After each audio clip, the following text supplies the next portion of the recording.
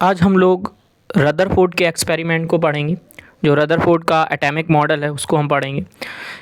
इसको पढ़ने से पहले हम प्रीवियस मॉडल को पढ़ेंगे, मतलब थोड़ा सा उसका जानकारी लेंगे और उसी से हमें पता चलेगा कि ये एक्सपेरिमेंट क्यों परफॉर्म किया गया। ठीक है, तो कोई ना कोई वजह होती है दूसरे एक्सपेरिमेंट करने की। मतलब पहले एक्सपेरिमेंट से सेटिस्फाइड नहीं हुए होंगे या फिर पहली बातों से जब कोई सेटिस्फाइड नहीं हुआ तो दूसरी चीज़ करनी पड़ती है। तो दूसरा ही एक्सपेरिमेंट ये किया गया था। तो चलो थॉमस का जो मॉडल है उसको थोड़ा रिवाइज़ करते हैं। इससे पहले जे थॉमसन का मॉडल आया था एटॉमिक मॉडल। वो जे थॉमसन के एटॉमिक मॉडल में क्या बताया जाता है, जे थॉमसन का जो एटॉमिक मॉडल है वो बताते हैं एटम के स्ट्रक्चर के बारे में बताते हैं। किसके बारे में बताते हैं? एटम के स्ट्रक्चर के बारे में बताते हैं। और इस एटम के स्ट्रक्चर में वो क्या बताते हैं कि भाई एटम का जो स्ट्रक्चर है वो बिल्कुल तरबूज के जैसा है। जैसे वो बताते हैं कि जैसे आपने तरबूज में जो खाने वाला पार्ट देखा होगा, रेड एडिबल पार्ट जो होता है जिसको हम लोग खाते हैं, ठीक है, वो उसका पॉजिटिवली चार्ज पार्टिकल है, एटम का पॉजिटिवली चार्ज स्फीयर है। और जो उसके अंदर तरबूज के अंदर जो ब्लैक सीड होते हैं वो उसके क्या है? नेगेटिवली चार्ज पार्टिकल्स हैं। ठीक है, तो एटम का स्ट्रक्चर बाहर जो है वो पॉजिटिवली चार्ज स्फीयर होता है और अंदर नेगेटिवली चार्ज पार्टिकल धसे हुए होते हैं, एम्बेडेड होते हैं। ठीक है, और इससे ये कंक्लूजन निकलता है कि जे थॉमसन बता रहे थे कि एटम का जो स्ट्रक्चर है एक्चुअली वो कैसा है, वो एटम का स्ट्रक्चर सॉलिड की फॉर्म में है, वो बता रहे हैं कि ठीक है, मतलब बीच में कोई स्पेस नहीं है, वो ये कहना चाहते हैं। तो इसी चीज़ को पता करने के लिए उनसे जब एक्सपेरिमेंट कहा कि आप एक्सपेरिमेंट करके प्रूव करके बताइए, तो ये एक्सपेरिमेंट तो नहीं कर पाए। तो अर्नेस्ट रदरफोर्ड आते हैं और वो एक्सपेरिमेंट को परफॉर्म करते हैं या करवाते हैं, अपने दो स्टूडेंट से करवाते हैं, जिनका नाम है, ये बोलते हैं कि जो ये जे थॉमसन बोल रहे हैं उनकी बात को प्रूव किया जाए, देखा जाए कि वो बात सही बोल रहे हैं कि नहीं बोल रहे हैं। तो एक्सपेरिमेंट करने के लिए दो स्टूडेंट से कहते हैं अपने, एक का नाम है गाइगर, ठीक है, या क्या याद रखेंगे, गाइगर, और दूसरे का नाम क्या है? मार्सडीन। ये दो इनके स्टूडेंट थे, या फिर आप असिस्टेंट की तरीके से मान लीजिएगा, क्योंकि अर्नेस्ट रदरफोर्ड मैनचेस्टर यूनिवर्सिटी में वो प्रोफेसर थे, ठीक है, फिजिक्स। ठीक, तो इन दोनों लोगों ने क्या किया? एक्सपेरिमेंट को मेनली परफॉर्म किया, तभी इस एक्सपेरिमेंट का नाम गाइगर मार्सडीन एक्सपेरिमेंट भी रखा गया है, मार्सडीन एक्सपेरिमेंट रखा गया है और प्लेनेटरी मॉडल भी बोला गया है इसको। ठीक है, गाइगर मार्सडीन एक्सपेरिमेंट भी बोलते हैं इसको।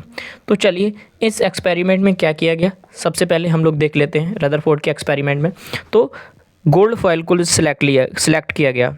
सबसे पहले क्या किया गया? गोल्ड फॉयल को सिलेक्ट किया। रदरफोर्ड ने क्या किया? गोल्ड फॉयल को लिया, ठीक है, गोल्ड फॉयल को सिलेक्ट किया। क्यों गोल्ड फॉयल को ही क्यों सिलेक्ट किया? मतलब गोल्ड फॉयल का मतलब क्या है? सोने की परत। ठीक है, तो इसको सिलेक्ट क्यों किया? क्योंकि इसके अंदर मेलेबिलिटी होती है, मेलेबिलिटी नाम की प्रॉपर्टी होती है, इसलिए इसको सिलेक्ट किया। अब मेलेबिलिटी का मतलब क्या होता है?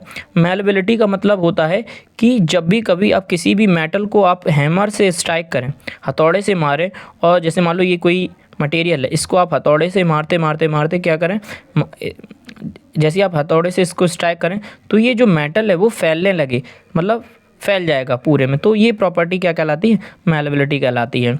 तो आप कह सकते हैं कि गोल्ड फॉयल को इसलिए सिलेक्ट किया क्योंकि इसके अंदर क्या थी? मेलेबिलिटी प्रॉपर्टीज़ थी, थिन होने की प्रॉपर्टीज़ थी। ठीक है, और फिर उसके बाद आते हैं, हमें आगे लिखे हुए चीज़ें, उन पॉइंट को भी पढ़ देंगे तो अब समझिएगा। फिर गोल्ड फॉयल के बाद इन्होंने क्या किया?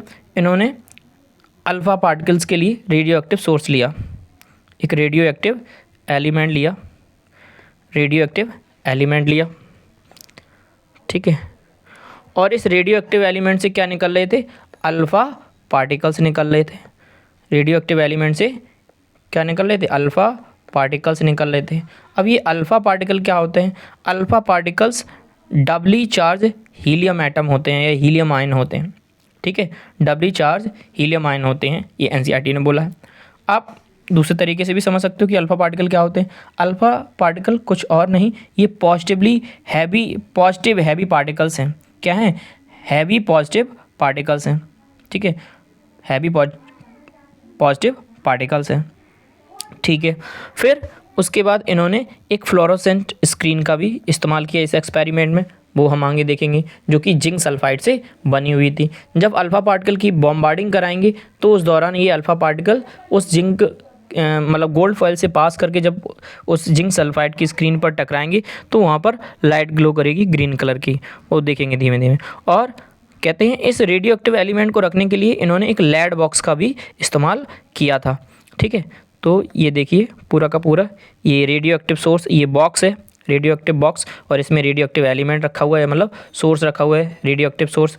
और फिर इसी रेडियो एक्टिव सोर्स में क्या है, कुछ नीचे की तरफ बॉक्स ऐसा है, यूँ इस तरीके से सीधे यहाँ पर रखा हुआ है क्या, रेडियो एक्टिव एलिमेंट, जिससे अल्फ़ा पार्टिकल की लगातार बॉम्बार्डिंग हो रही है। तो अल्फ़ा पार्टिकल इधर इधर कहीं कभी डिफ्लेक्ट हो जाए तो ये लेड का बॉक्स इसीलिए इस्तेमाल किया गया है, लेड की सील्ड इसीलिए इस्तेमाल की गई है, लेड का बॉक्स इसलिए इस्तेमाल किया गया है क्योंकि जो ये अल्फ़ा पार्टिकल निकलेंगे तो इसको एब्जॉर्ब कर लेंगे, बाहर नहीं जा पाएंगे, ठीक है। और फिर आगे देखो एक्सपेरिमेंट में क्या होता है।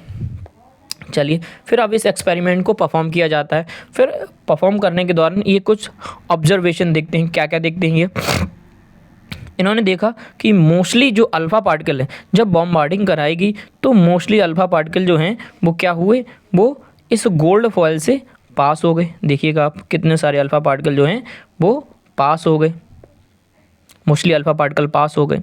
और कुछ अल्फ़ा पार्टिकल कुछ एंगल के साथ डेविएट हो गए और कुछ अल्फ़ा पार्टिकल रिबाउंड हो गए, जो 180 डिग्री के साथ गए, जिस एंगल के साथ गए उसी एंगल के साथ वापस आ गए, ठीक है, 180 डिग्री के साथ। तो याद रखना इन्होंने ऑब्जर्वेशन में क्या देखा, मोस्टली अल्फ़ा पार्टिकल जो हैं वो पास हो गए, ठीक है, और कुछ अल्फ़ा पार्टिकल जो हैं कुछ एंगल के साथ, ठीक है, कुछ एंगल कुछ भी हो 90 डिग्री से कम और जो भी हो, तो कुछ एंगल के साथ डेविएटेड हो गए, ठीक है। और फिर और कुछ 12,000 में से एनसीईआरटी बताती है कि 12,000 में से सिर्फ एक अल्फ़ा पार्टिकल क्या हुआ, रिबाउंड हुआ, वापस बैक आया 180 डिग्री एंगल के साथ, एक ही अल्फ़ा पार्टिकल 12,000 में से, ठीक है। तो ये ऑब्जर्वेशन देखने के बाद हाँ कहते हैं ये ऑब्जर्वेशन कैसे पता कि ये 12,000 ये अल्फ़ा 12,000 में से सिर्फ एक यार, तो यहाँ पर एक इस जगह पर यहाँ पर एक इंस्ट्रूमेंट लगाया था जिसे गाइगर इंस्ट्रूमेंट बोलते हैं, जो क्या था, मूवेबल था। वो पता कर ले रहा था कि पार्टिकल्स कितने गिर रहे हैं इस मतलब सीट पर, जो स्क्रीन है फ्लोरोसेंट की स्क्रीन पर लगा हुआ था गाइगर नाम का इंस्ट्रूमेंट, जो डिटेक्ट करके बता रहा था कि कितने पार्टिकल्स इस पर फॉल कर रहे हैं, ठीक है। तो इस तरीके से उन्होंने बताया था। चलिए ये ऑब्जर्वेशन के बाद जब ये एक्सपेरिमेंट परफॉर्म हो गया तो फिर इसके बाद कंक्लूज़न क्या निकलता है, क्या मतलब अब इसके आगे की कहानी क्या है। तो देखो अगर हम थॉमसन मॉडल को देखें, जे थॉमसन का मॉडल ऑफ एन एटम की बात करें तो उसमें क्या वो बता रहे थे कि एटम जो है वो पॉजिटिवली चार्ज स्फीयर होता है, उसमें नेगेटिवली चार्ज पार्टिकल एम्बेडेड होते हैं। तो ऐसे ही गोल्ड फॉयल के अंदर भी इसी तरीके से एटम अरेंज होते, तो फिर अगर इसी तरीके से एटम अरेंज होते तो अल्फ़ा पार्टिकल की जब बॉम्बार्डिंग करा रहे होते, ये सब सारा का सारा सॉलिड है, तो जब अल्फ़ा पार्टिकल की बॉम्बार्डिंग करा रहे होते तो ये सारे के सारे अल्फ़ा पार्टिकल क्या होते, बाउंस बैक कर जाते, क्योंकि इनके बीच में कोई स्पेस ही नहीं था, तो ये वापस बैक मार जाते। लेकिन ऐसा नहीं हुआ। तो इस एक्सपेरिमेंट से ये पता चल रहा है कि एटम के बीच में मोस्टली क्या होता है, स्पेस प्रेजेंट होता है। मोस्टली एटम के बीच में जो एटम होता है, एटम के अंदर स्पेस प्रेजेंट होता है, ठीक है, स्पेस प्रेजेंट होता है। इसी के कारण मोस्टली अल्फ़ा पार्टिकल क्या हो गए, पास हो गए। और कहते हैं कुछ अल्फ़ा पार्टिकल डेविएट हो गए कुछ एंगल के साथ, तो वो किसी न किसी सब एटॉमिक पार्टिकल से टकरा रहे थे, ठीक है। जैसे ये एटम है और एटम का सेंटर में ये न्यूक्लियस है, तो यहाँ पर जब अल्फ़ा पार्टिकल की बॉम्बार्डिंग कराई तो मोस्टली देखो ये अल्फ़ा पार्टिकल निकल गए, लेकिन कुछ अल्फ़ा पार्टिकल इस तरीके से टकरा गए होंगे और ऐसे आ गए, और कुछ सीधे के सीधे सेंटर में टकरा गए होंगे, तो वो सीधा रिबाउंड कर गए हैं, ठीक है। जैसे आप दीवार में देखो, अगर जो दीवार होती है, अगर दीवार पर हम बॉल स्ट्राइक करें तो बॉल वापस की वापस रिबाउंड कर जाएगी या फिर कुछ एंगल के साथ डिफ्लेक्ट हो जाएगी, लेकिन ऐसा नहीं, पास हो जाएगी। पास कब होगी? जब इसके बीच में स्पेस होगा। वैसे ही एटम के अंदर क्या होता है? स्पेस प्रेजेंट होता है, इसलिए मोस्टली अल्फा पार्टिकल कैसे हो गए? पास हो गए। ठीक है, फिर इसके बाद क्या है, ये तीन बातें होने के बाद इनके रीज़न भी पता चल गई, क्यों रिबाउंड हुए, क्यों रिफ्लेक्ट हुए, मतलब कुछ एंगल के साथ डिवेट हुए। फिर आगे nuclear model of an atom आता है, उसमें वो बताते हैं कि जो ये एटम है, एटम के सेंटर में पॉजिटिवली चार्ज मास इकट्ठा होता है, जिसे न्यूक्लियस बोलते हैं। ठीक है, न्यूक्लियस होता है, पॉजिटिवली चार्ज मटेरियल होता है, कंडेंस होता है, न्यूक्लियस बोलते हैं। और इसी पॉजिटिव चार्ज के चारों तरफ क्या करते हैं? इलेक्ट्रॉन रिवॉल्व करते हैं। और जब ये इलेक्ट्रॉन रिवॉल्व करते हैं तो इलेक्ट्रॉन रिवॉल्व करते करते एनर्जी को ये जैसे बताते हैं वो कि जिस तरीके से सन के चारों तरफ प्लैनेट रिवॉल्व कर रहे हैं, वैसी एटम के सेंटर में जो न्यूक्लियस प्रेजेंट है, जो पॉजिटिवली चार्ज मटेरियल प्रेजेंट है, उसके चारों तरफ ये नेगेटिवली चार्ज पार्टिकल्स क्या कर रहे हैं? रिवॉल्व हो रहे हैं। जिस तरीके से प्लैनेटरी सिस्टम में प्लैनेट मूव करते हैं अराउंड द सन, तो वैसे इसके चारों तरफ चक्कर लगा रहे हैं। लेकिन कहते हैं जब ये चक्कर लगाते लगाते क्या करता है? ये एनर्जी रेडिएट करता रहता है। जब ये रिवॉल्व करता है, जब इलेक्ट्रॉन एसिलेट करता है, मतलब नेगेटिवली चार्ज पार्टिकल एसिलेट करता है, मूव करता है, तो मूव करने के दौरान एनर्जी को एमिट करता रहता है। और एनर्जी एमिट होने के कारण ये इलेक्ट्रॉन कहाँ? न्यूक्लियस के बिल्कुल पास में आने लगता है और जाकर सीधा फॉल कर जाता है, स्पाइरल फॉर्म बन के सीधे न्यूक्लियस में जाकर धंस जाता है, फॉल कर जाता है, और एटम कैसा हो जाता है? अनस्टेबल हो जाता है।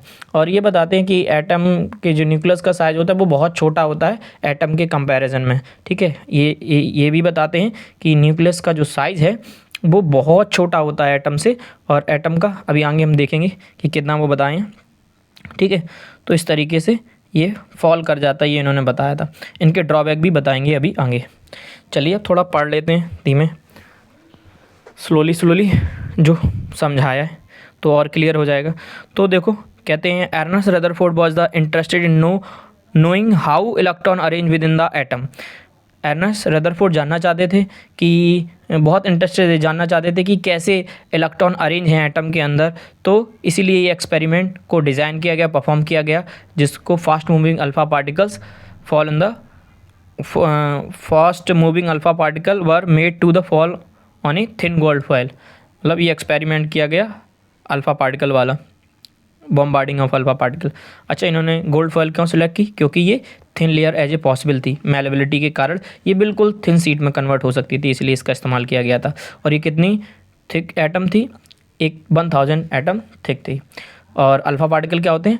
बताया था, अल्फ़ा पार्टिकल जो हैं वो डबली चार्ज हीलियम आयंस होते हैं। ठीक है, जिनका एटॉमिक मास 4U होता है, और ये इसमें बहुत सारी अमाउंट एनर्जी होती है। ठीक है, फिर इस एक्सपेरिमेंट को परफॉर्म किया गया। तो देखिएगा, ऑब्जर्वेशन में मोस्टली अल्फ़ा पार्टिकल्स क्या कर रहे हैं? ये देखो पास हो जा रहे हैं। यहाँ पर मैंने बताया था गाइगर नाम का इंस्ट्रूमेंट लगा है जो बताएगा कितने अल्फ़ा पार्टिकल इस पर फॉल कर रहे हैं। ये फ्लोरोसेंट स्क्रीन जिसको जिंक सल्फाइड से बनी हुई है, जैसे अल्फ़ा पार्टिकल्स इस पर बॉम्बार्डिंग होगी, इस फॉयल से पास होकर जैसे इस पर गिरेंगी तो इसमें से ग्रीन लाइट एमिट होगी। ठीक है, तो ये मैंने बताया था लेड का इस्तेमाल किया गया जो अल्फ़ा पार्टिकल को जो बाहर जाएंगे उनको एब्जॉर्ब कर लेगा। ठीक है,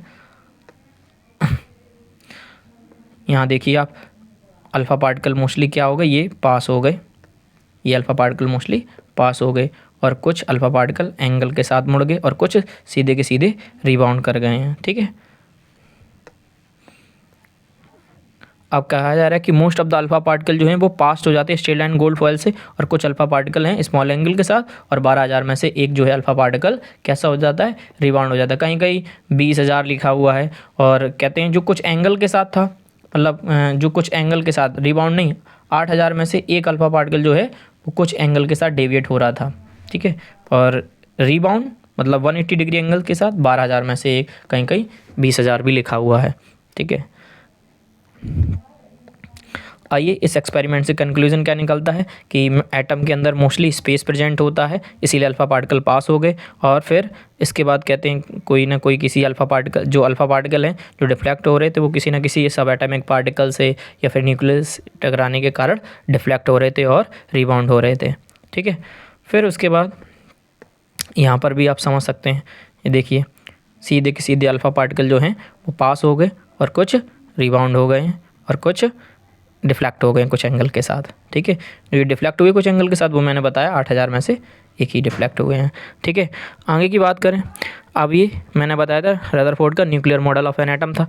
इसमें न्यूक्लियर मॉडल वर्क के बारे में बताते हैं। वो बताते हैं कि पॉजिटिवली चार्ज जो एटम का पॉजिटिवली चार्ज सेंटर होता है उसे न्यूक्लियस बोलते हैं, और जिसमें सारा का सारा न्यूक्लियस के अंदर मटेरियल होता है, पॉजिटिवली चार्ज मास होता है।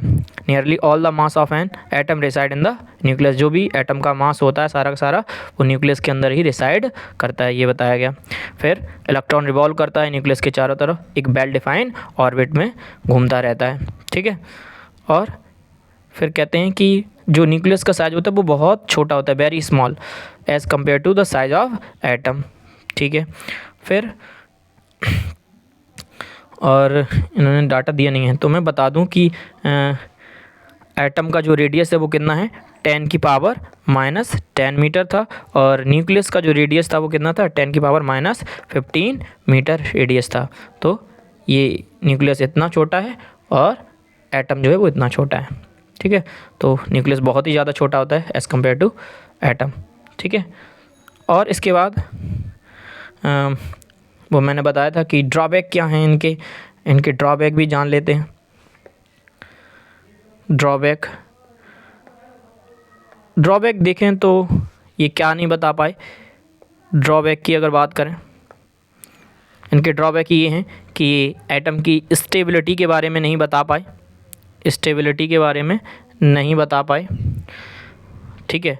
और इलेक्ट्रॉन कैसे लॉस कर देता है, इलेक्ट्रॉन के लॉस होने की प्रक्रिया नहीं बता पाए, इलेक्ट्रॉन कैसे लॉस हो जाता है, गेन हो जाता है, ये सब कहानी नहीं बता पाए।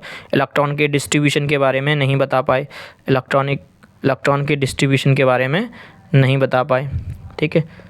क्योंकि आगे नील्स बोहर बताएंगे कि जो ये बता रहे हैं कि जो न्यूक्लियस के चारों तरफ इलेक्ट्रॉन जो है फॉल कर जाता है, एक समय बाद जब एनर्जी लॉस हो जाती है तो वो फॉल कर जाता है, ये बात गलत थी। तो उसको आगे नील्स बोहर समझाएंगे कि जो इलेक्ट्रॉन होते हैं वो फिक्स एनर्जी लेवल में रिवॉल्व करते हैं, ठीक है। उनका एक फिक्स ऑर्बिट लेवल होता है, ठीक है।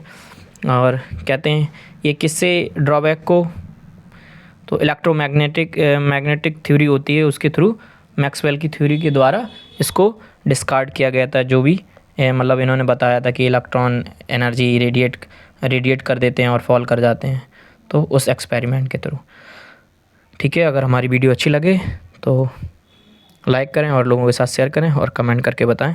अगर कुछ अगर चाहते हैं कि और अच्छे से बनाएं वीडियो तो आप हमें बताइएगा, बिल्कुल सजेशन दीजिएगा। Thank you.